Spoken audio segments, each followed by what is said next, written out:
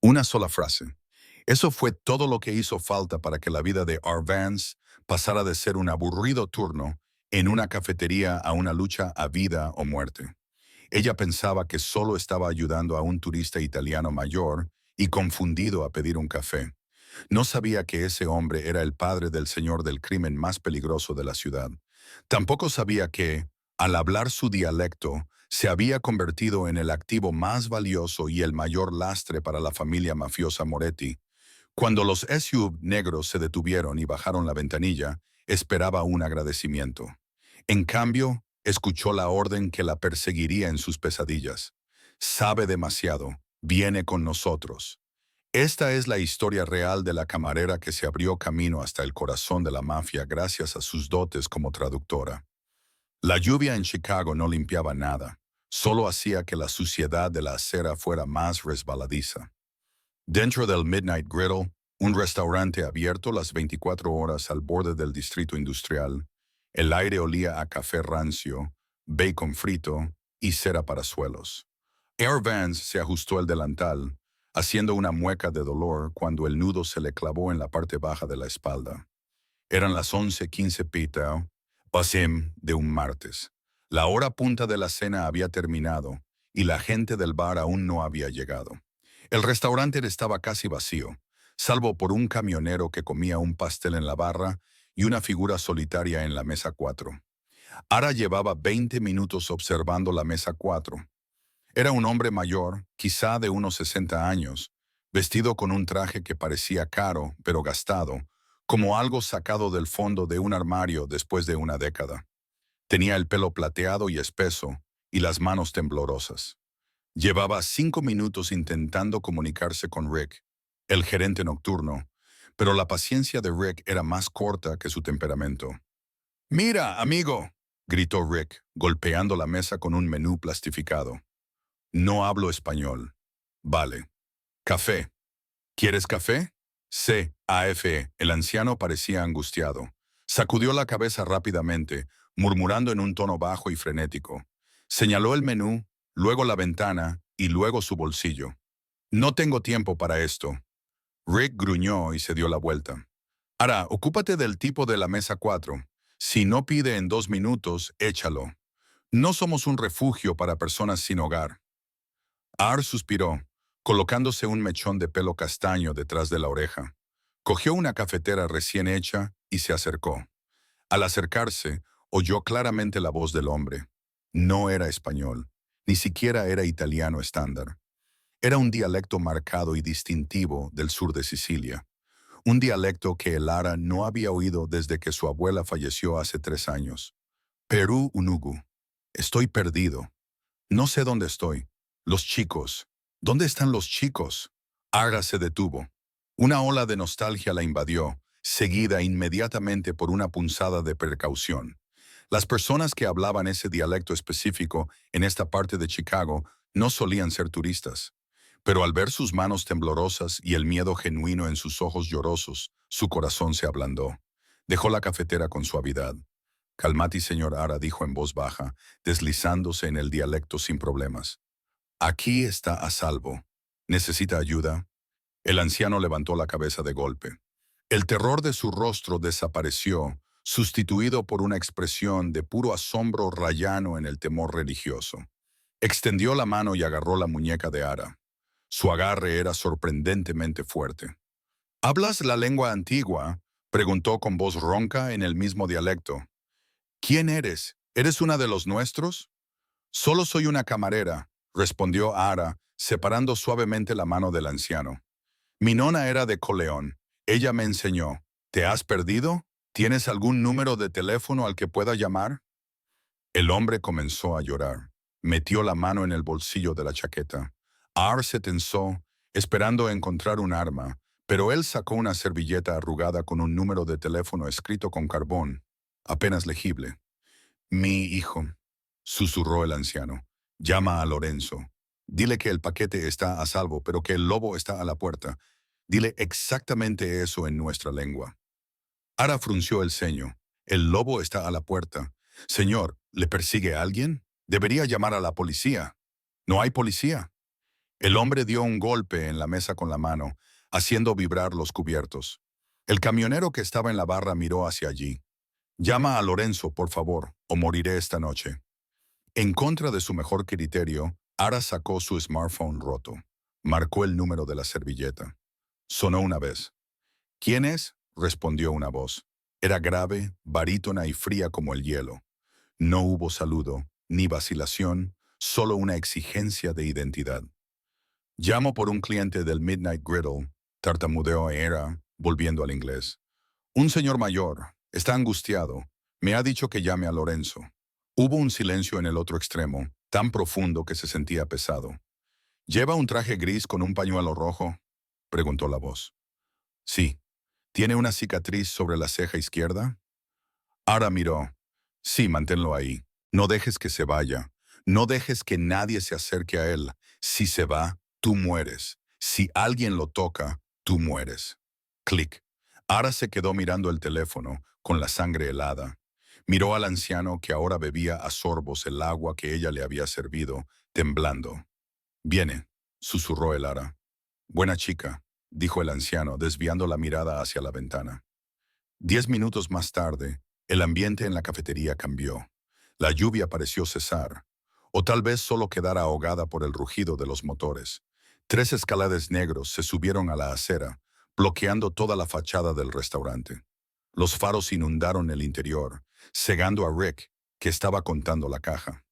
«Oigan, no pueden aparcar ahí», gritó Rick, dirigiéndose hacia la puerta.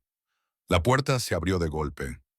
Rick fue empujado a un lado por un hombre enorme con gabardina. Detrás de él venía un hombre con un elegante traje azul marino a medida. Era joven, quizá de unos 30 años, con un rostro que podría haber aparecido en la portada de una revista si no fuera por la intensidad letal de sus ojos. Era Lorenzo.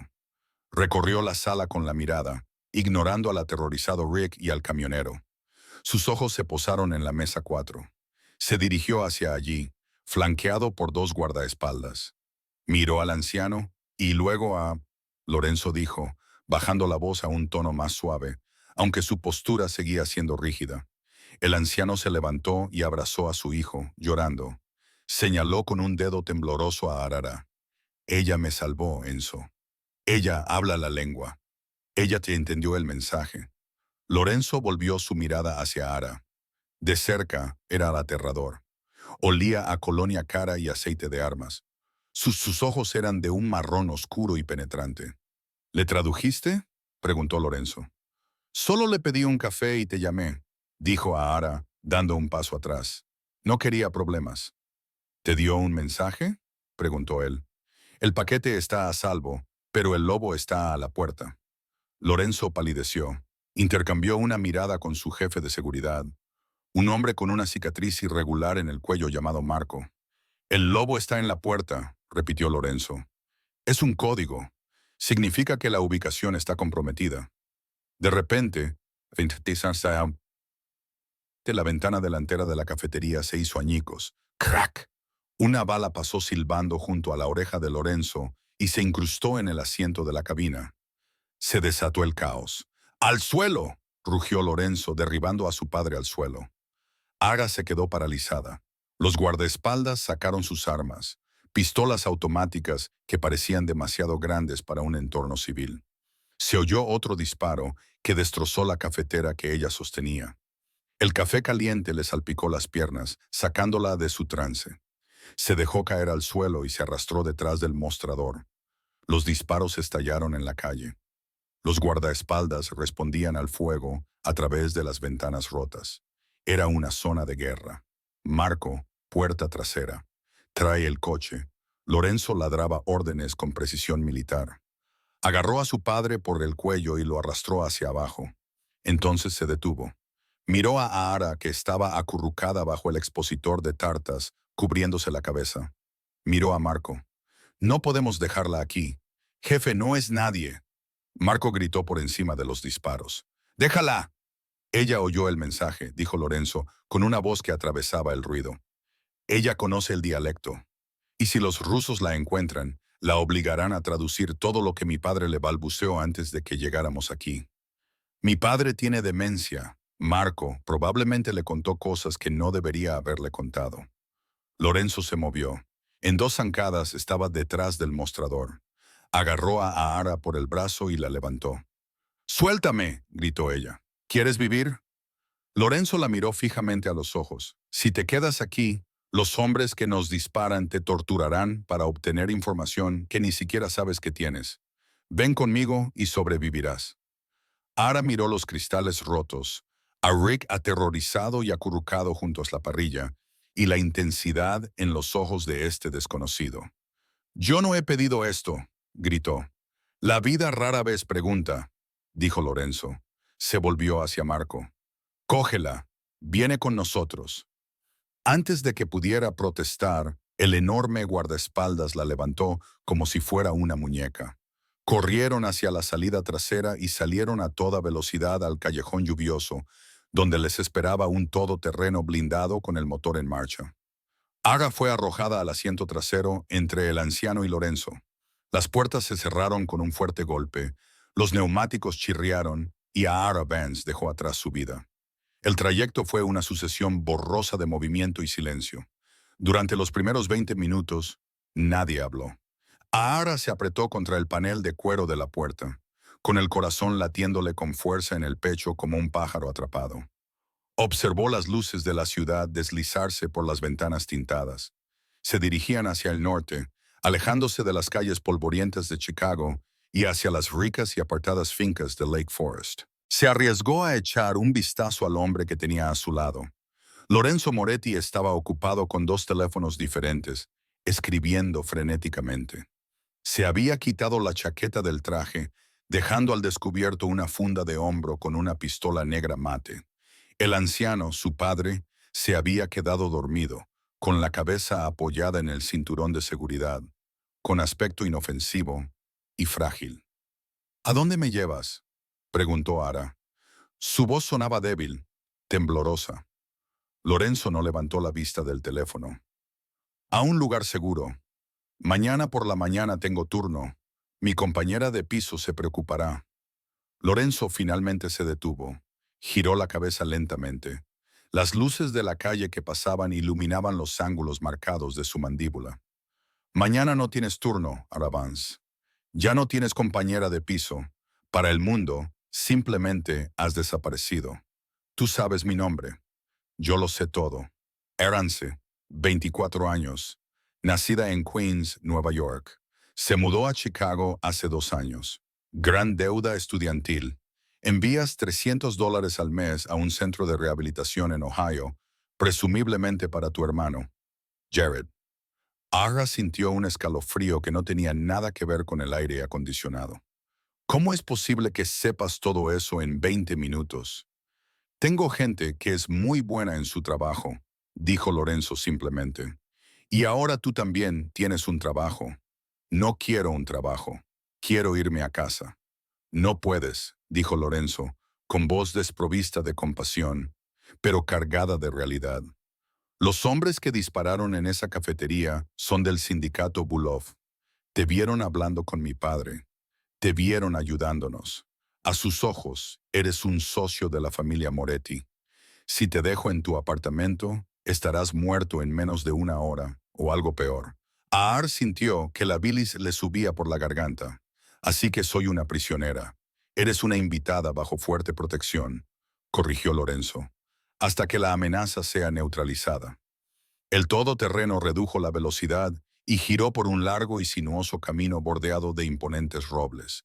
Se acercaron a una enorme puerta de hierro forjado que se abrió automáticamente. La finca que se extendía más allá era impresionante.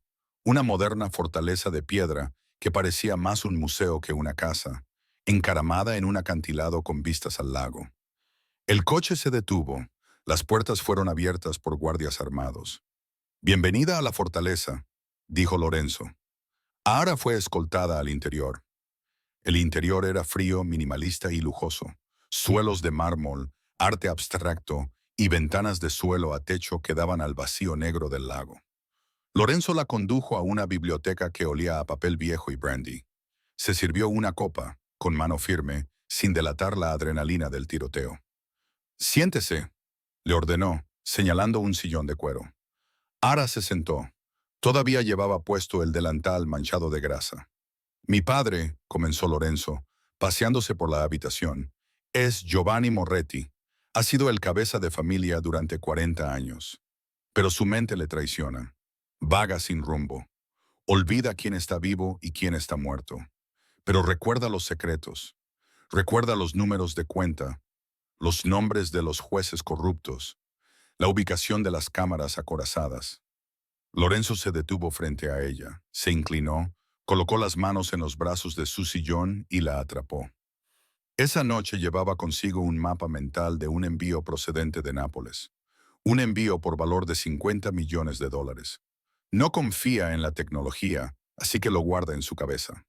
Cuando se perdió, entró en pánico. Volvió al antiguo dialecto, el siciliano de los años 50, un dialecto que ya casi nadie habla, excepto los veteranos. Los ojos de Lorenzo se clavaron en los de ella. ¿Y tú? Mi abuela me lo enseñó, susurró el Ara. Era nuestro lenguaje secreto. Bueno, ahora es mi lenguaje secreto, dijo Lorenzo. Los Bulov han interceptado nuestras comunicaciones. Tienen micrófonos en nuestros teléfonos, espías en nuestros clubes. No podemos hablar abiertamente, pero ellos no tienen a nadie que entienda el dialecto de las montañas de Corleone. Para ellos es una lengua muerta. Ara se dio cuenta con horror de a dónde iba a parar todo esto. ¿Quieres que sea tu traductora? Quiero que seas mi voz, dijo Lorenzo. Mañana tengo una reunión con los jefes de las 5 familias para discutir la amenaza de los Bulov. Necesito comunicarme con mi padre para obtener los detalles del envío y necesito transmitir instrucciones a mis capitanes en Sicilia sin que los rusos entiendan una palabra del audio interceptado. ¿Y si me niego?, preguntó Ara, encontrando una chispa de valor. Lorenzo se levantó y tomó un sorbo de su bebida. Caminó hacia la ventana. Liquidaré la deuda de tu hermano, dijo con indiferencia. Ara se quedó paralizado. ¿Qué, Jared? El centro de rehabilitación le debe dinero a un traficante local de Ohio, ¿no? Por eso envías tanto dinero en efectivo. Por eso trabajas turnos dobles en una cafetería. Puedo hacer desaparecer esa deuda con una llamada telefónica. Puedo trasladarlo al mejor centro privado del país, pagado en su totalidad. Se volvió hacia ella. La oferta era un pacto con el diablo. Era la salvación y la condenación en una sola. Ayúdame a asegurar este envío y traduce para mi padre durante una semana, dijo Lorenzo, y te devolveré tu vida, además de la libertad de tu hermano. O puedes salir por esa puerta ahora mismo y arriesgarte con los rusos. Ara se miró las manos. Temblaban. Pensó en Jared luchando por desintoxicarse, aterrorizado por los traficantes. Pensó en las balas destrozando la ventana de la cafetería. Levantó la vista hacia el amanecer de la mafia. Una semana, dijo. Lorenzo sonrió. No era una sonrisa agradable. Era la sonrisa de un depredador que acababa de atrapar a su presa. Una semana, accedió. Llévala a su habitación y preséntale a Marco. El guardaespaldas lleno de cicatrices dio un paso adelante. Vigila su puerta. Si intenta marcharse, rómpele las piernas. No podemos permitir que nuestra traductora se escape. Ar jadeó, pero Lorenzo ya se estaba alejando, marcando de nuevo su teléfono. Bienvenida a la familia Arara. El sol de la mañana que incidía sobre los acantilados de Lake Forest era engañosamente tranquilo. Dentro de la finca Moretti, el ambiente estaba tenso como la piel de un tambor. Ara se despertó, no por el despertador, sino por el sonido de una llave girando en la cerradura. Se incorporó al instante, apretando contra su pecho el edredón de alta densidad. La puerta se abrió y un equipo de 3 mujeres entró con percheros con ropa y elegantes maletines de maquillaje plateados. No parecían dependientes. Se movían con la eficiencia de un equipo de boxes. El señor Moretti necesita que esté lista en 45 minutos, dijo la mujer que iba delante, una morena severa con gafas. Levántese. ¿Lista para qué?, preguntó Ara saliendo de la cama. El pijama de seda que le habían obligado a ponerse la noche anterior le quedaba como una segunda piel que no era suya. Para la cumbre, respondió la mujer, mientras sacaba vestidos del perchero. Debes parecer cara, silenciosa e invisible. «Ponte esto». Lanzó un vestido sobre la cama. Era de un azul medianoche intenso, de corte modesto, pero confeccionado a la perfección. Susurraba dinero. 40 minutos más tarde, Ara se miró en el espejo y no se reconoció. La camarera manchada de grasa y con un moño desordenado había desaparecido. En su lugar había una mujer que parecía pertenecer a una sala de juntas en Milán. Su cabello estaba peinado con suaves ondas. Su maquillaje era sutil pero marcado, acentuando sus ojos color avellana. Parecía poderosa. Se sentía aterrorizada. Lorenzo la esperaba en el vestíbulo. Estaba hablando por teléfono de nuevo, hablando en italiano a toda velocidad, paseándose de un lado a otro. Cuando la vio bajar las escaleras, se detuvo a mitad de la frase. Bajó el teléfono lentamente. Por un segundo, la máscara del amanecer despiadado se deslizó y una apreciación masculina pura brilló en sus ojos. Desapareció tan rápido como llegó, reemplazada por su habitual actitud impasible. «Adecuado», murmuró, terminando la llamada. «¿Recuerdas las reglas? Habla solo cuando te hablen. Traduce con precisión. No mires a nadie a los ojos excepto a tu padre y a ti». Ara recitó con voz firme, a pesar de sus nervios. «Bien, mi padre está en el estudio. Tenemos 10 minutos antes de salir. Necesito que averigües la ubicación del envío. Está teniendo una mala mañana». Entraron en el estudio. Giovanni Moretti estaba sentado junto a la chimenea, mirando fijamente un leño sin encender. Parecía más viejo que la noche anterior. «Papá», dijo Lorenzo en voz baja, «necesitamos las coordenadas. El barco llega esta noche». Giovanni levantó la vista, con los ojos nublados por la confusión. «¿Los limones? ¿Están maduros los limones, Enzo?» Lorenzo se pellizcó el puente de la nariz, irradiando frustración. Miró a Ara. «Arregla esto». Ara se acercó lentamente al anciano. Se arrodilló junto a su silla, ignorando el costoso vestido. Le tomó la mano marchita. «Don Giovanni», susurró en el dialecto siciliano arcaico y espeso que había aprendido de su abuela. «La cosecha está lista, pero los vecinos están vigilando el huerto. ¿Dónde debemos almacenar la fruta?» Era una apuesta arriesgada. Estaba utilizando las metáforas que su nona solía emplear para contar historias sobre el viejo país. Los ojos de Giovanni se aclararon. El dialecto actuó como una llave, desbloqueando una parte de su cerebro a la que el inglés y el italiano moderno no podían llegar. Le apretó la mano. «La fruta no puede ir al almacén», dijo con voz ronca en el dialecto. «Hay ratas en el almacén». Telenzo, la gruta azul bajo el viejo puente del río, el dique seco. Agra se volvió hacia Lorenzo. «Dice que el almacén está comprometido. Hay ratas en el almacén. Quiere que utilices la gruta azul bajo el viejo puente. El dique seco». Lorenzo abrió mucho los ojos. «La gruta azul. Es un antiguo túnel de contrabando de la época de la prohibición. No lo hemos utilizado en décadas. Nadie miraría allí». Miró a Ara con un nuevo respeto. «Acabas de ahorrarnos 50 millones de dólares». «Lo hice por mi hermano», dijo el Ara con frialdad, poniéndose de pie. «¿Esto cuenta como el primer día?» Lorenzo se acercó, invadiendo su espacio personal. Su aroma a sándalo y peligro era embriagador. Esto solo era el calentamiento. «Ahora vamos a la Boca del Lobo». La reunión se celebró en Il Palazzo, un restaurante que técnicamente estaba cerrado por reformas, pero que esa noche contaba con todo el personal para atender 5 mesas. Las ventanas estaban oscurecidas. La seguridad era más estricta que en el Pentágono. Todos los camareros tenían un bulto bajo el chaleco que no era una libreta. Lorenzo entró con Ara del brazo.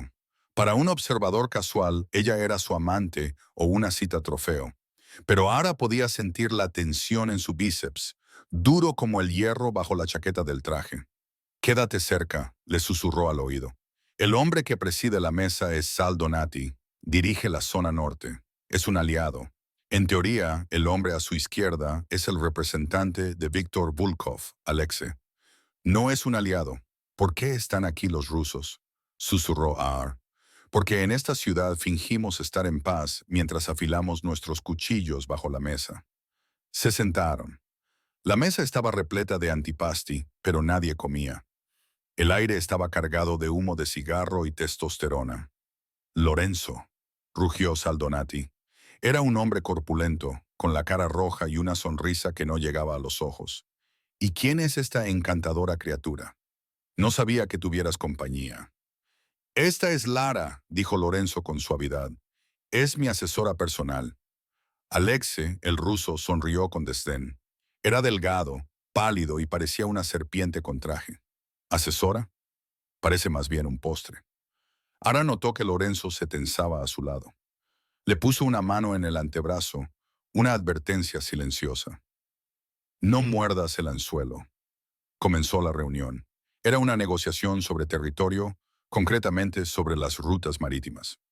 La conversación era una mezcla de inglés e italiano. Ara escuchaba con atención.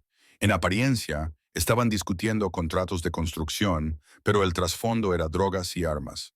Entonces, Alex se cambió a un dialecto italiano napoleónico. Pensando que Thinking no lo entendería, se inclinó hacia Saldonati.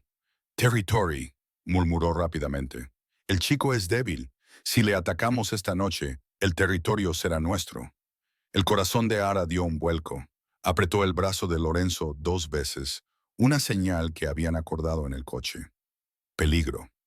Lorenzo no reaccionó de forma visible, pero cambió el peso de su cuerpo, preparándose para moverse. Alexis sonrió a Lorenzo. Aceptamos sus condiciones, señor Moretti. Nos mantendremos fuera del puerto durante 2 semanas. Lorenzo miró a Ara. Ella negó con la cabeza imperceptiblemente. Lorenzo se recostó en su silla y removió su copa de vino. No creo que lo hagáis, Alexe. De hecho, creo que tú y ese acabáis de hablar de lo débil que soy. La sala quedó en silencio. Saldonati palideció. Alexis miró rápidamente a Ara. Ella lo entiende, Napoleano, siseó Alexis. Lo entiende todo, dijo Lorenzo, bajando la voz hasta convertirla en un susurro letal. Entiende que acabas de violar la tregua. ¡Matadlos!, gritó Alexis volcando la mesa. Se desató el caos. Lorenzo se movió a una velocidad vertiginosa. Pateó la pesada mesa de roble que se estrelló contra ese y Alexis, inmovilizándolos por una fracción de segundo. ¡Al suelo!, rugió Lorenzo agarrando a Ara y empujándola detrás de la pesada barra de caoba. Los disparos rasgaron el aire. Era ensordecedor. Las botellas de vino caro que había sobre sus cabezas se hicieron añicos, y una lluvia de cristales y vino tinto añejo cayó sobre ellos como sangre. Marco y los guardaespaldas de Moretti respondieron al fuego, y sus armas retumbaron en el espacio reducido.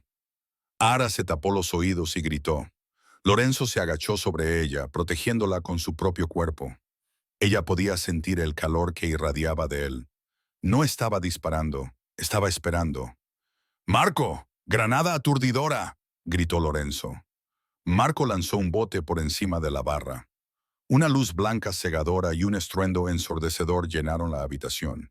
«Muévete ahora». Lorenzo se levantó. Corrieron a toda velocidad por la cocina, resbalando en el suelo de baldosas. Un hombre armado apareció en la salida. Lorenzo no dudó. Levantó su arma y disparó 2 tiros, 2 veces al pecho. El hombre cayó. Ara miró el cuerpo mientras pasaban corriendo. Era la primera vez que veía morir a un hombre. Se sintió mal, mareada, su realidad se fracturó. Salieron por la puerta trasera al callejón. El sub blindado estaba allí, con el motor rugiendo. Se metieron dentro.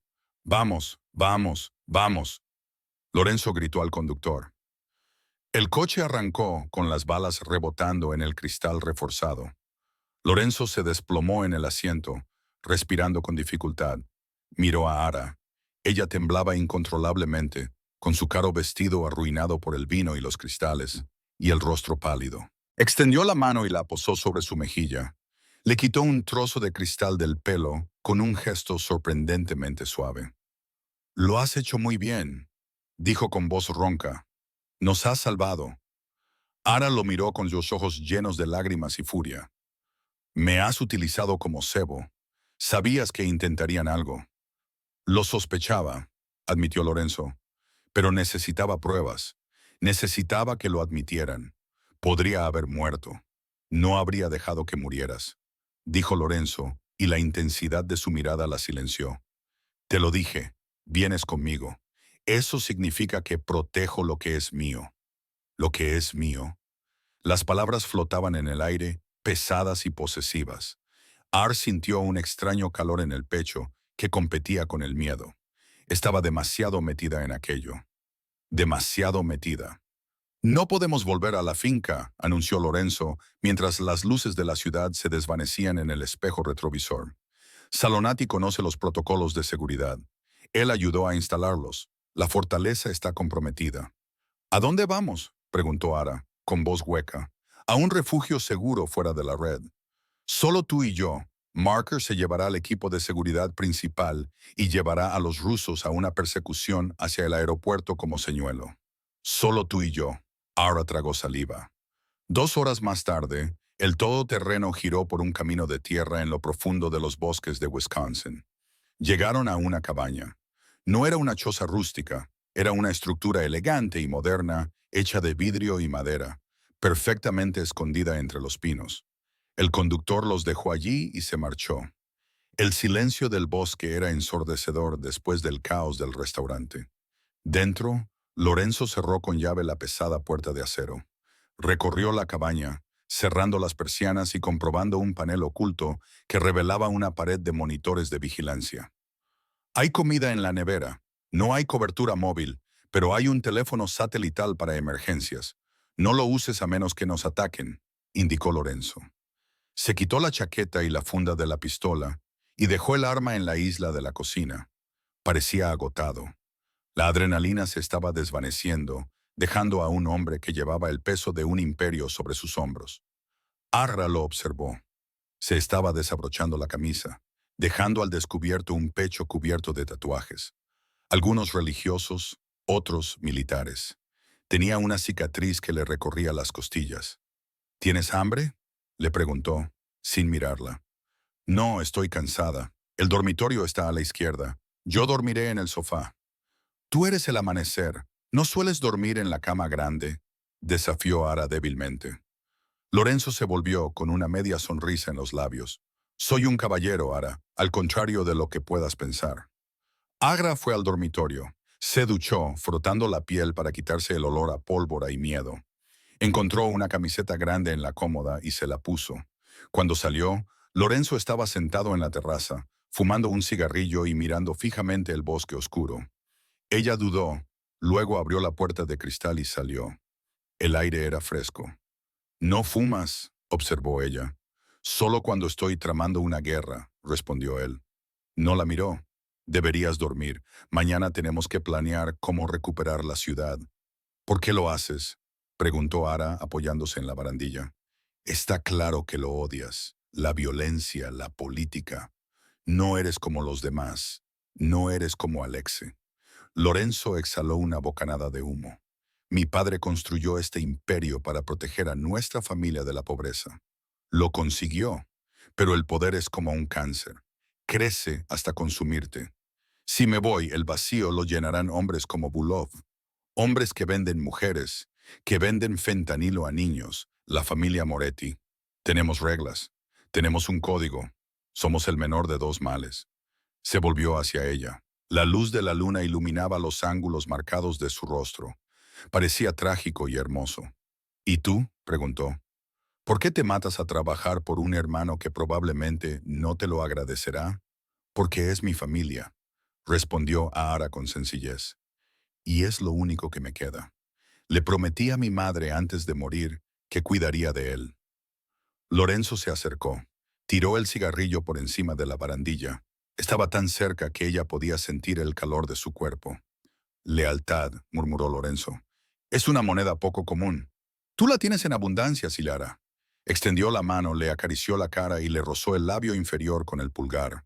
A Ara se le cortó la respiración. Debería apartarse. Debería huir. Pero no lo hizo. Se inclinó hacia él. Eres peligroso, Lorenzo, susurró. Lo sé, respondió él. Bajó la mirada hacia los labios de ella. Huye, Arara. Vuelve dentro y cierra la puerta con llave. Yo no puedo. Ella respiró. Él la besó. No fue un beso suave. Fue desesperado, alimentado por el roce con la muerte que acababan de compartir. Fue una reivindicación. Las manos de Aar se enredaron en su cabello, atrayéndolo hacia ella. Por un momento, la mafia, los rusos, el peligro, todo desapareció. Solo existía el fuego entre ellos, pero el momento se rompió con un pitido procedente del interior de la cabaña. Lorenzo se apartó al instante, buscando con la mano la pistola que no estaba allí. Corrió hacia adentro. El teléfono satelital parpadeaba en rojo. Un mensaje de texto. Lorenzo lo cogió. Su rostro se volvió ceniciento. ¿Qué pasa?, preguntó Ara, siguiéndolo. Es de Marco, dijo Lorenzo, con voz fría como el hielo. Dice que han encontrado una filtración. Han descubierto quién reveló inicialmente la ubicación del almacén. ¿Quién? Lorenzo miró a Ara con los ojos repentinamente cautelosos. Dice que la pista proviene de un teléfono registrado en un centro de rehabilitación en Ohio. Ara sintió que se le helaba la sangre. Jared, tu hermano, dijo Lorenzo, alejándose de ella. Los rusos lo atraparon. Lo presionaron para que les diera información sobre ti, sobre dónde trabajas. Así es como nos encontraron en la cafetería. No, Jared no lo haría. Los drogadictos harían cualquier cosa por una dosis. Ara, gritó Lorenzo dando un puñetazo en la barra. Te traicionó y por eso casi matan a mi padre. Él no lo sabía. Lloró Ara. No sabe nada de ti. Sabía que traducías para un italiano, porque probablemente se lo contaste en una de tus llamadas. Yo nunca. No importa, dijo Lorenzo, volviendo a mostrarse implacable. Marcos se está encargando de ello. ¿Qué significa encargándose de ello?, preguntó el Ara, sintiendo cómo el pánico se apoderaba de ella.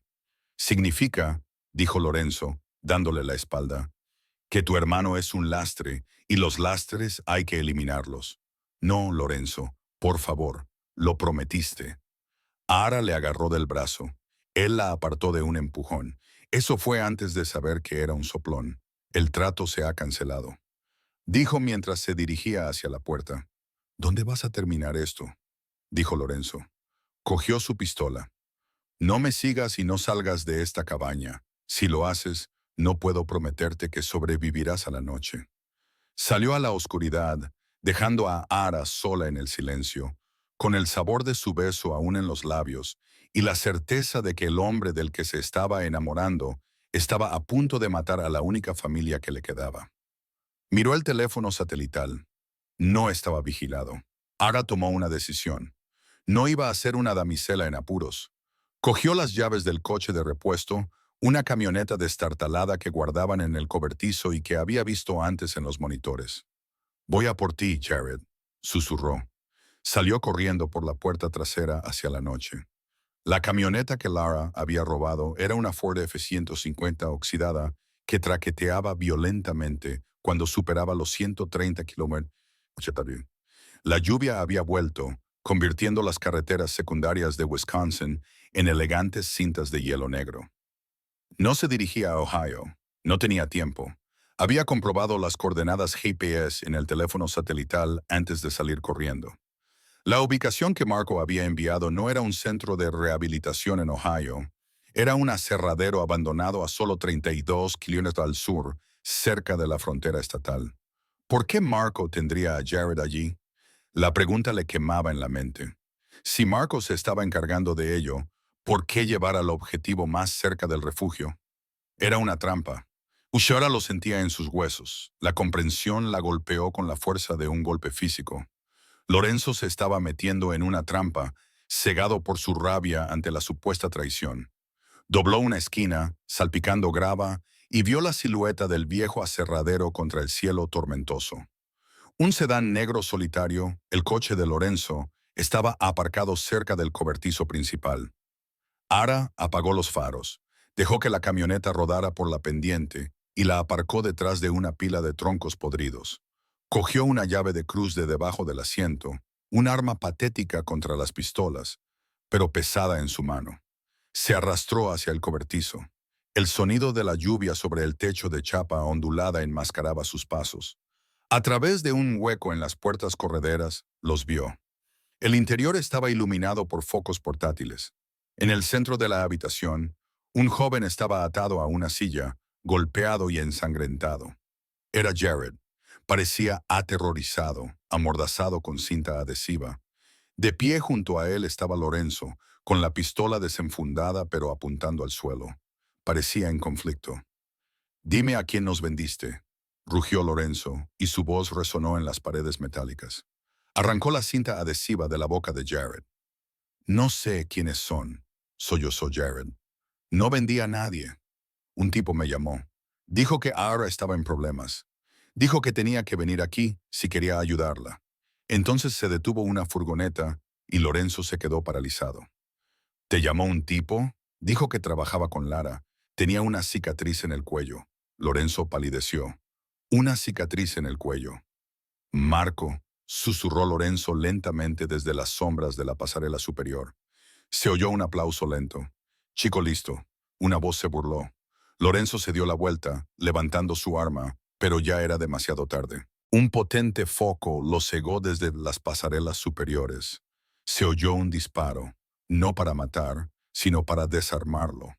La bala alcanzó la mano de Lorenzo, haciendo que su pistola saliera disparada por el suelo de hormigón. «¡Marco!», gritó Lorenzo, agarrándose la mano ensangrentada. «¡Muéstrate!». Marco salió a la luz, flanqueado por 4 hombres armados con AK-47. No eran italianos. Eran hombres de Bulov. «No es nada personal, jefe», dijo Marco, inclinándose sobre la barandilla con una sonrisa de satisfacción. «Pero Bulov me ofreció las rutas marítimas. Tú, tú me ofreciste honor. El honor no compra una villa para jubilarse en Capri. Tú fuiste el soplón», se dio cuenta Lorenzo, con los ojos oscurecidos por la furia. «Tú preparaste todo esto. Le contaste a Bulov lo del restaurante. Le dijiste lo del almacén. Y yo te dije que el chico era el chivato para que vinieras aquí solo a limpiar el desastre». Marco se rió. Sabía que eras demasiado emocional, demasiado blando. «Y ahora puedo entregar la cabeza de la familia Moretti a los rusos envuelta en un lazo. Y la chica, bueno, ella es un cabo suelto». Ara, que observaba desde la rendija de la puerta, sintió una oleada de adrenalina que le despejó la mente. Lorenzo estaba herido. Estaba en inferioridad numérica. Jared estaba atado. Marco tenía la ventaja. Iban a morir a menos que ella hiciera algo descabellado. Miró hacia atrás, hacia la camioneta Ford oxidada aparcada en lo alto de la pendiente embarrada. Miró la delgada pared metálica del cobertizo, justo detrás de las vigas de soporte de la pasarela, donde se encontraba Marco. No lo pensó. Corrió hacia la camioneta. Dentro del cobertizo, Marco levantó la mano. «Mátalo, que sea sangriento». Los mercenarios rusos levantaron sus rifles. Lorenzo se mantuvo erguido, negándose a suplicar, mirando a la muerte a los ojos. Espacio. Un rugido atravesó el sonido de la lluvia. Se hizo más fuerte, un grito mecánico de un motor al límite. Marco giró la cabeza. ¿Qué ha sido ese estruendo? La pared del cobertizo explotó hacia adentro. La camioneta Ford, que circulaba a 100 km/h, atravesó el metal corrugado y se estrelló directamente contra los pilares de soporte de la pasarela. El impacto fue catastrófico. La estructura metálica se dobló. Marco perdió el equilibrio y gritó cuando la pasarela se derrumbó, lanzándolo a él y a 2 de los mercenarios a una caída de 4,5 metros hasta el suelo de hormigón, en una lluvia de chispas y escombros. La cabeza de Ara se golpeó contra el volante. El airbag se desplegó con una ráfaga de polvo blanco, desorientándola. «¡Ire!». La voz de Lorenzo era el ancla en medio del caos. No perdió ni un segundo.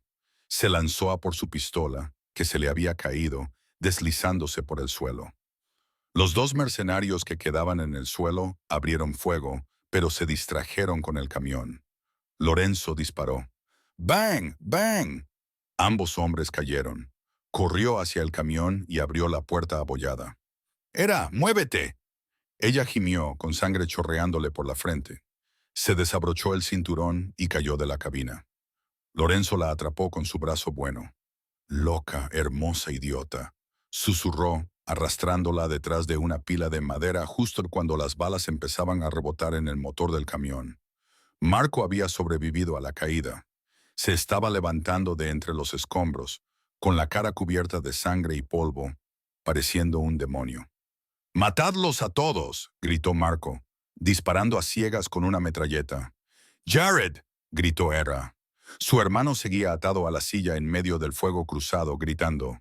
«¡Cúbreme!», dijo Lorenzo. Le entregó su arma. «No sé disparar. Apunta y dispara. Mantén la cabeza de Marco agachada. Voy a rescatar a tu hermano». Lorenzo no esperó. Salió de su refugio y corrió hacia Jared. Agra empuñó la pesada pistola. Le temblaban las manos. Vio a Marco levantándose y apuntando a la espalda de Lorenzo. No, otra vez no. Él no. No se limitó a apuntar. Disparó.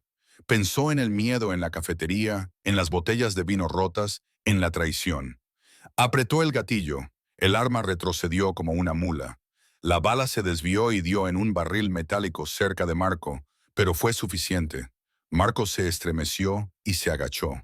Esa fracción de segundo le dio a Lorenzo el tiempo que necesitaba. Llegó hasta Jared, cortó las cuerdas con una navaja que sacó de su bota y empujó al chico hacia la salida trasera. «¡Corre, chico! ¡Vete!», gritó Lorenzo. Jared se alejó a toda prisa. Lorenzo se volvió, pero quedó expuesto. Marco apareció de repente, con una sonrisa retorcida en el rostro. Tenía un tiro claro al pecho de Lorenzo. «Adiós, jefe». Clic. El arma de Marco se encasquilló. La munición barata que usaban los mercenarios había fallado. Lorenzo no dudó. Se abalanzó sobre él. Recorrió los 3 metros que los separaban con la ferocidad de un león. Derribó a Marco entre los escombros. Rodaron por el suelo, lanzándose puñetazos. No era un duelo entre caballeros. Era una pelea callejera. Marco era más grande, pero Lorenzo luchaba por algo más que dinero. Marco agarró un trozo de tubo metálico dentado y lo blandió. Lorenzo lo bloqueó con su mano herida, gruñendo de dolor, y le dio un salvaje cabezazo en la nariz a Marco. Marco retrocedió tambaleando, aturdido, y Lorenzo le hizo una zancadilla, haciéndole caer de espaldas. Lorenzo se colocó sobre él, con el pecho agitado. Recogió la pistola que Marco había dejado caer. «Eras mi hermano, Marco», dijo Lorenzo con voz quebrada. «Te confié mi vida, a mi padre». Marco escupió sangre y sonrió con los dientes ensangrentados. «Ese fue tu error. No hay hermanos en esta vida, Enzo. Solo supervivientes». «Tienes razón», dijo Lorenzo. Apretó el gatillo. El silencio que siguió fue pesado, solo roto por el sonido de la lluvia golpeando el techo en ruinas y el silbido del radiador del camión. Lorenzo dejó caer el arma. Miró a Ara, que seguía agachada detrás de la madera, con los ojos muy abiertos. Se acercó a ella. No dijo ni una palabra. Simplemente la abrazó, hundiendo la cara en su cuello. Se abrazaron entre los escombros. Dos supervivientes en un mundo que había intentado aplastarlos. 48 horas después de que cesaran los disparos en el aserradero, el silencio en la finca Moretti se sentía más pesado que el ruido de la guerra. La tormenta finalmente había pasado, dejando el cielo sobre el lago Michigan de un color púrpura y gris amoratado. Las aguas debajo se agitaban con una energía inquieta que coincidía con el nudo en el estómago de Ara. Ara se paró en la terraza de piedra con vista a los acantilados, envolviéndose más fuerte con un chal de cachemira alrededor de los hombros. Las marcas físicas de la noche se estaban desvaneciendo. La herida en la frente estaba cosida y vendada. Los moretones en los brazos se volvían de un amarillo moteado, pero el paisaje interno de su mente había cambiado irrevocablemente. Vio como un helicóptero negro despegaba del helipuerto privado del Jardín Sur, con sus rotores cortando el aire mientras se dirigía hacia el Aeropuerto Internacional O'Hare. Llevaba a Jared. Se dirigía a una clínica privada en los Alpes suizos, un centro con muros como una fortaleza y médicos que cobraban más por hora de lo que Ara ganaba en un año. Lorenzo lo había organizado todo con una sola llamada telefónica. La deuda había desaparecido. La amenaza había desaparecido. Jared estaba a salvo, posiblemente por primera vez en su vida. pero también había desaparecido de la vida de ella. Era una separación que no había esperado sentir tan profundamente, una ligereza que se parecía aterradoramente al vacío. Lo cuidarán bien. Una voz llegó desde detrás de ella. Ara no se sobresaltó. Había aprendido a reconocer el sonido de los pasos de Lorenzo. Pesados, deliberados, autoritarios. Se volvió para mirarlo. Lorenzo estaba de pie en la puerta acristalada abierta. Vestía un traje gris oscuro, impecable como siempre, aunque tenía el brazo izquierdo inmovilizado con un cabestrillo de seda negra.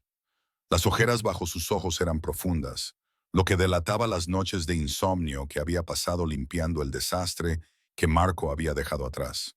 Parecía un rey que había ganado la batalla, pero estaba cansado de la corona. Lo sé, dijo Ara en voz baja. Has cumplido tu palabra incluso después de todo. Lorenzo salió a la terraza y se detuvo a unos metros de ella. No acortó la distancia. Ahora había una barrera entre ellos, construida con culpa y obligación. El sindicato Volkov se ha retirado, anunció Lorenzo con voz monótona. Con Marco muerto y sus mercenarios al descubierto, las otras familias se han vuelto contra ellos. Alexe se ha escondido. La ciudad vuelve a ser nuestra. Así que se ha acabado, afirmó Ara. ¿Para ti? Sí, Lorenzo metió la mano en el bolsillo de su chaqueta y sacó un grueso sobre de Manila. Se lo tendió. Ara lo miró, pero no lo cogió. ¿Qué es esto? Libertad, dijo Lorenzo. Dentro hay un pasaporte con un nuevo nombre. La escritura de un apartamento en Seattle. Una cuenta bancaria con fondos suficientes para garantizar que nunca más tengas que servir otra taza de café o traducir para un anciano asustado. Puedes marcharte esta noche. Mi chofer me espera. Ara se quedó mirando el sobre. Era la estrategia de salida. Era la vida normal con la que había fantaseado mientras raspaba chicle de debajo de las mesas del restaurante. Era seguridad. Era cordura. ¿Por qué? Preguntó mirándolo. Dijiste que era un lastre. Luego dijiste que era un activo. Ahora simplemente me estás dejando marchar. Lorenzo se acercó. La máscara del amanecer se deslizó para revelar al hombre que había debajo, el hombre que le había abrazado entre los restos de un camión, mientras la lluvia y la sangre los empapaban a ambos. «Porque tú no pediste esto, Ara», dijo, con la voz ronca por la emoción reprimida. «Te arrastré a mi guerra. Casi mueres por los pecados de mi familia. Soy un hombre egoísta, pero no soy un monstruo. No mantendré a un pájaro en una jaula, por mucho que me guste su canto». Dejó el sobre la barandilla de piedra que los separaba. «Tómalo. Vete a Seattle. Encuentra a un buen hombre que no tenga un precio por su cabeza. Sé feliz». A Ara miró el sobre y luego las aguas oscuras y agitadas. Pensó en la cafetería, en el olor a grasa rancia, en el entumecimiento de la rutina diaria. Luego pensó en la descarga de adrenalina que sintió cuando huyó del acelerador de aquel camión. Pensó en el momento en que apretó el gatillo para salvarlo. Se dio cuenta de repente de que la camarera aterrorizada que había entrado en aquella casa 3 días antes ya no existía. Esa mujer había muerto en el aserradero. La mujer que estaba de pie en la terraza había mirado a la muerte a los ojos y no había pestañeado. Miró a Lorenzo. Vio la soledad en sus ojos, el enorme peso aislante de su poder. Vio a un hombre que necesitaba una compañera, no una dependiente. «Tienes razón», dijo a Ara lentamente.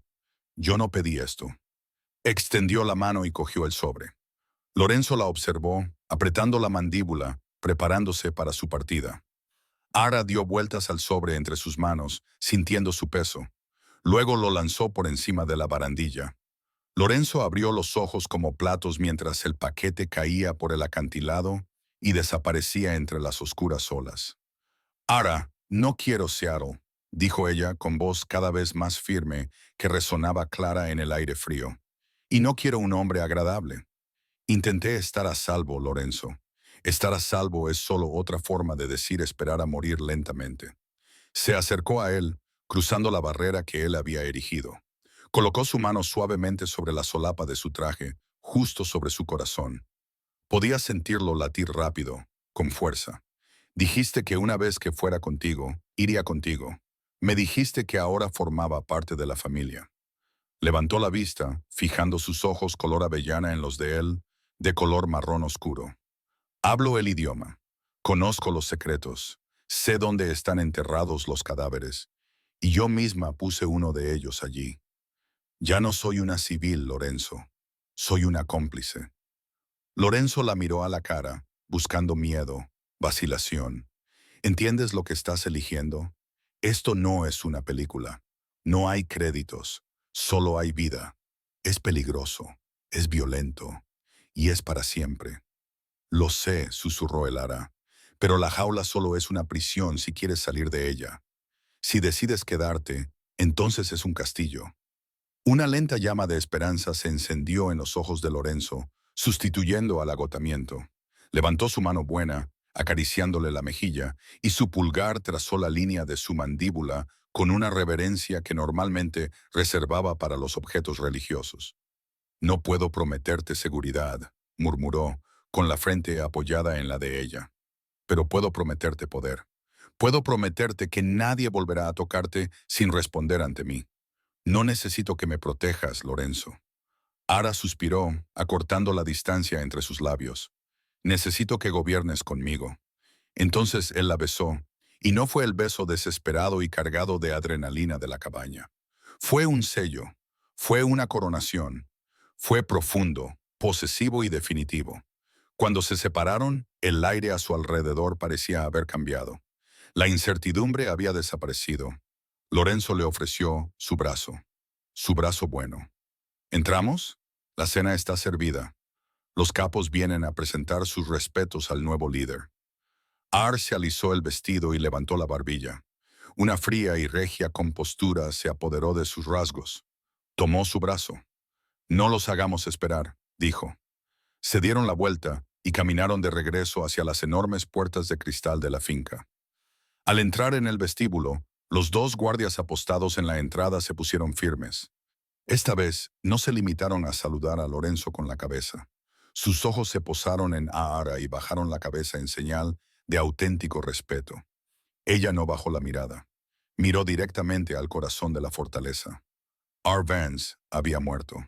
Larga vida a la reina. De ser una espectadora indefensa y convertirse en la reina del inframundo de Chicago, el viaje de Ara demuestra que, a veces, nuestro verdadero yo solo se revela en la línea de fuego.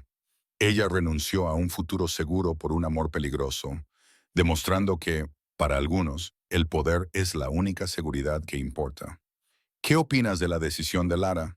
¿Fue valiente al quedarse o imprudente al renunciar a un nuevo comienzo? Quiero conocer vuestras teorías en los comentarios. Si esta historia os ha mantenido en vilo, dale al botón de me gusta y suscribíos para disfrutar de más emocionantes relatos de romance y peligro. Gracias por vernos y nos vemos en el próximo capítulo.